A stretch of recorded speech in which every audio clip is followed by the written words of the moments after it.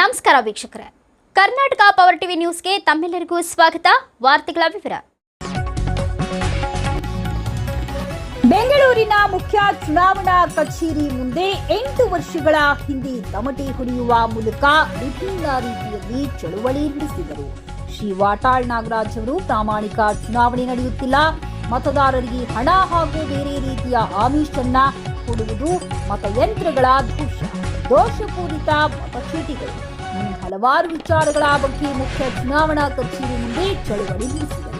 ಆದರೆ ಈಗ ರಾಷ್ಟ್ರೀಯ ಪಕ್ಷ ದೇಶಾದ್ಯಂತ ನಾಳೆ ಭ್ರಷ್ಟ ಮತದಾನದ ವಿರುದ್ಧ ಬೆಂಗಳೂರಿನ ಸ್ವತಂತ್ರ ಉದ್ಯಾನವನದಲ್ಲಿ ಚಳುವಳಿ ಹಮ್ಮಿಕೊಂಡಿದೆ. ದೇಶದಲ್ಲಿ ಇಂತಹ ಲೋಪಗಳ ಬಗ್ಗೆ ಮೊದಲು ಮನವರಿಕೆ ಆಗುವಂತಹ ಪ್ರಥಮ ಚಿಂತನೆಯುಳ್ಳ ವ್ಯಕ್ತಿ ಎಂದರೆ ಶ್ರೀ ವಾಟಾಳ್ ನಾಗರಾಜ್.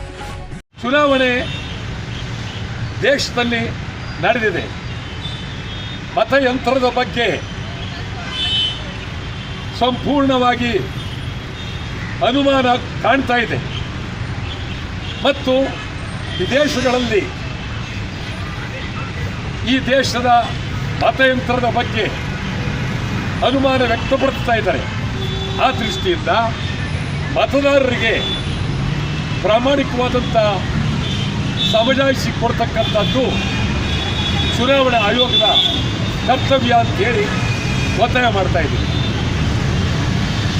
ಮತ್ತೊಂದು ಬಹಳ ಗಂಭೀರವಾದಂಥ ಪರಿಸ್ಥಿತಿಯಲ್ಲಿ ಭ್ರಷ್ಟ ಚುನಾವಣೆ ಬೇಡವೇ ಬೇಡ, ಭ್ರಷ್ಟ ಚುನಾವಣೆ ಬೇಡವೇ ಬೇಡ, ಮತಯಂತ್ರ ಬೇಡವೇ ಬೇಡ, ಮತಯಂತ್ರ ಬೇಡವೇ ಬೇಡ, ಮತ್ತೆ ಎಲ್ಲವೂ ಸಿಕ್ಕಂಡು ಹೊಡಿಬೇಡಿ, ಕಾಂಗ್ರೆಸ್ ನಮ್ಮನೆ ಕುರಿಗಳು ಸಿಕ್ಕಂಡ ಮತಯಂತ್ರ ಮತಯಂತ್ರ ಸ್ವಲ್ಪ ಹಾಕುವಾಗ ನಮ್ಮ ಕೈಕಾಲು ನೋಡಿ ಎಲ್ಲಿದೆ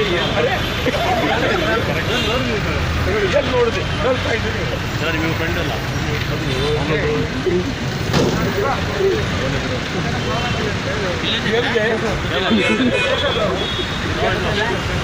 ಯಾವ ಸ್ಟೇಷನ್ ಸರ್? ಅದು ರೆಡಿ ಐತೆ ಸರ್? ಹಾಂ ಸರ್, ಅದೇ ನಾನೇ.